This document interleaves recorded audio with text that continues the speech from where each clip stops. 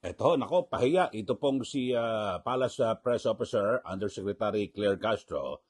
At dahil siya po ay nakikisakay ditong si Yusek Castro kay Ombudsman Boying Remulla. At ngayon, ang binabanggit kasi niya ay bakit parang tinulugan daw po ng 3 taon ito kaso ni Senator Joel Villanueva.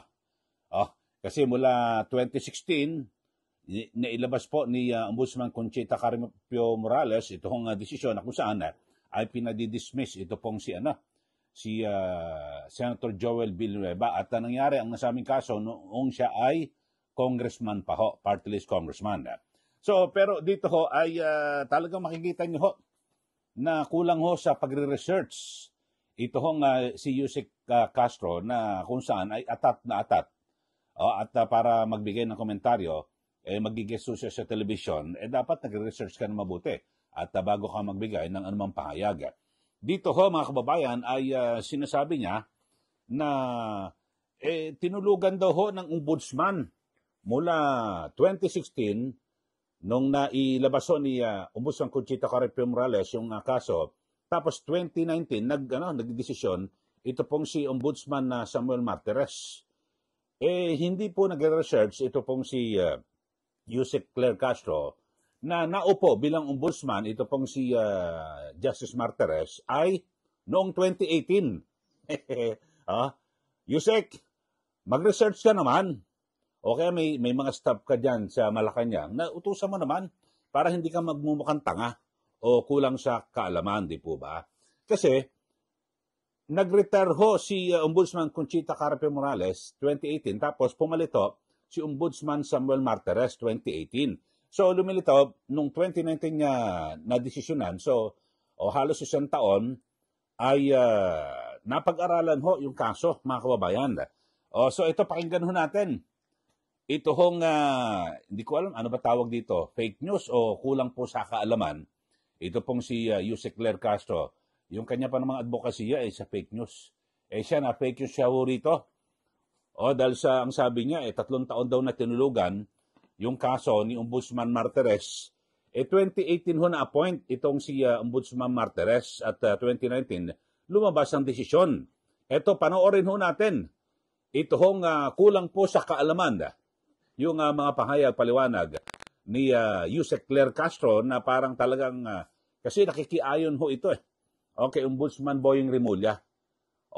Nakuryente rin itong si Yusek Claire Castro, di ba? Parang si Ombudsman Remulla, nakuryente na hindi niya alam, na-dismiss na yung kaso ni Senator Joel Villanueva. Ito namang si Yusek Castro ay hindi niya alam na na-appoint lang naupo sa pwesto bilang ombudsman si Martires noong 2018. Kasi biniling niya 2016, 17, 18, 19. So halos 3 taon daw. 3 taon daw na tinulugan ang nasabing kaso. Ito, panoorin ninyo. Ito pahayag ni Yusek Claire Castro at mamaya ay merong sagot dyan. Itong si dating Senate President Franklin Drilon kung bakit hindi po inaksyonan ng Senado ito kaso ni Senator Joel Villanueva. Pero ito muna, panoorin nyo. Ito kulang sa kaalaman yung pahayag ni Yusek Claire Castro. Ito po. Ano nangyari kung meron ng resolution to file the criminal case, ba't hindi siya sumampa sa Sandigan Bayan? So, dapat ito maaral sa ombudsman. Nag-MR yung kasi, no? Oo, kasi dapat, ba't umabot ng 2 taon, 2019, nag-grant yung motion for reconsideration. Ibig sabihin, 2016 na-file yung motion for reconsideration, 2016, 17, 18, 19, almost 3 years. Natulog. Saka pa lang nagkaroon ng decision si Ombudsman Martires. Natulog. Natulog. Yan po, no? At binabanggit ni Yusek Claire Castro na, 3 taong tinulugan ni Ombudsman Samuel Martires. Yung nasabing kaso, 2016 kasi ay nagdesisyon si Ombudsman Conchita Morales. So, 2016, 17, 18, 19. So, 3 taon. 2018 na-appoint. Talaga naman, kuminsan talagang masyado kang apurado at talagang ang iyong kaisipan ay talagang, di ba, hindi bukas. Dahil sabi mo, ito, nasa oposisyon itong si Villanueva. Talagang puro ganun lang, mga kababayan. Kulang po sa pagsusuri. Alam niyo ho ngayon, napakadali na ho ngayon, magre-research ka na lang eh. Google mo lang eh. Or GPT o ako naman, di ba?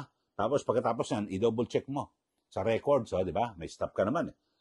Yun ho, kaya di ko alam kung ano mangyayari dito po sa ating gobyerno. Biro mo, para sa press officer, lumilito na tagapagsalita ng Pangulo, kulang po sa kaalaman. Yung simpleng-simple lang ho ito. Kung kailan ba na-appoint ito si Ombudsman Martires, 2018. Binibilang niya 2016. Ito pa. Kasi sabi niya, dapat imbestigahan yung kaso na yan dahil sa bakit ganon na natulog daw po ng 3 taon tapos hindi raw po na-aksyonan at hindi natanggal ito pong si Senator Joel Villanueva. Eto, Attorney Claire at sa mga sa kampo dyan ni Ombudsman Boying Remulla, sabi po ni dating Senate President Franklin Drilon, yung dito ang sabi niya ay napakalinaw po sa ating saligang batas. Sabi niya, it is very clear under the Constitution and the Ombudsman Act. Yung mismong batas na nag-create dito po sa Ombudsman. Ito ho. Kasi yung Ombudsman nasa Constitution mismo yan. Ito that the Ombudsman has no jurisdiction over members of Congress. Ibig sabihin ng members of Congress, yung mga kongresista at senador. So maliwanag ho ito, mga kababayan. Ito, pakinggan ho natin para masoplak ng todo-todo. Ito pong si Claire Castro na parang nanguurot pa. Hindi, sige, dapat imbestigahan yan. Ayun, sabi, walang jurisdiction. Ito pong Senado. Ang Ombudsman sa Senado, sa mga senador at kongresista. Ayan, maliwanag. Pakinggan ho natin, panoorin natin yung paliwanag ni dating Senate President Franklin Drilon. Ito po. It is very clear that under our Constitution and the Ombudsman Act, the Ombudsman has no jurisdiction over members of Congress. You may not like that rule, but that's the rule in our Constitution, that members of Congress can only be questioned in the Senate or in the House. What are you suggesting? What are you suggesting? I am not suggesting anything. That's the reason why the Senate at the time did not favorably act on the recommendation or on the dismissal order, because the legal counsel of the Senate in a memo said that they have no jurisdiction over senators. And I think Tito Soto was then the majority leader and brought this before the plenary. And indeed, as a lawyer, when I was reading the Constitution, really, the Ombudsman has no jurisdiction over senators and Congress. Yan po ang pahayag, maliwanag po, no? Sabi po ni dating Senate President Drilon, ito ho, abogado ho ito, mga kababayan, at matagal na naging senador. Yan po, nakalagay po sa ligang batas sa 1987 Constitution na wala hong disciplinary power ang ombudsman sa mga senador at kongresista. Yan po, napakalinaw po, nasa saligang batas. So ano masasabi ngayon? Auntie Claire, yung si Claire Castro, yung binabanggit mo na 3 taong tinulugan ni Ombudsman Samuel Martires, yung nasabing kaso at 2018 lang ho na-appoint bilang ombudsman, hindi ka nag-research. Tapos yung binabanggit mo na parang gusto mong pang-intrigahin na dapat na-i-file na sa Sandigan Bayan agad itong kaso, etc. etc. Paano mo may file? Inano nga, ay nag-motion nag-file ng motion for reconsideration yung kampo ni Senator Joel Villanueva. Di po ba?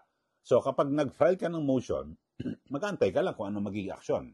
Kasi hindi naman magiging final and executory yung kaso. At ombudsman naman parang fiscal ho yan, prosecutor.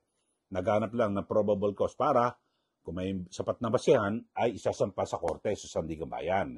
Yan po ang papel ng ombudsman. Ayun Talagang si Yusek Claire, abogado ko pa naman. Ako hindi ako abogado Ako po isang broadcast journalist, pero bago tayo magsalita, bago tayo magkomentaryo, talagang nagre-research po ako. Kasi mahirap pong mapahiya. Na bagamat hindi ako abogado, ayan, sinasabi ko, hindi ako abogado, pero talagang minsan, dito po sa atin, no, kahit na abogado pala, hindi mo pwedeng gawing sandigan na lahat alam niya. Pero yung mga ganito, kahit di ka abogado, magre-research ka lang O, kuha mo na yung tama At ako, bukod sa pag-research, mga kababayan, ay kumukuha rin ako ng mga legal opinion na mga bihasa.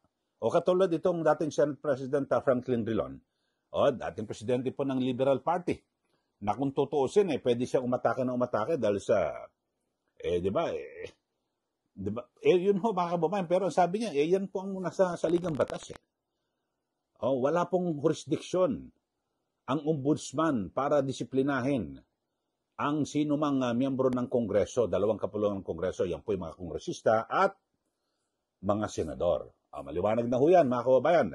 Sana pamisa-misan, Yusek Claire Castro, kung kayo po magpapa-interview, mag-research muna kayo, di po ba? O kung hindi kayo sigurado, ay wag na kayo sumagot. Hindi po ba? Nagbilang ka pa, 2016, so 2017, 2018, 2019, 3 years na natulog. 2018 na-appoint si ombudsman, si Samuel Martires. Mas talagang, ewan ko lang kayo ho, mga kababayan, anong masasabi niyo rito kay Yusek Claire Castro? Parang talagang yung mga nagkakasalabat yung mga nangyayari dito po sa ating gobyerno, mga kababayan, di po ba? Okay, so magbigay na po kayo ng comment at kung ano masasabi niyo rito.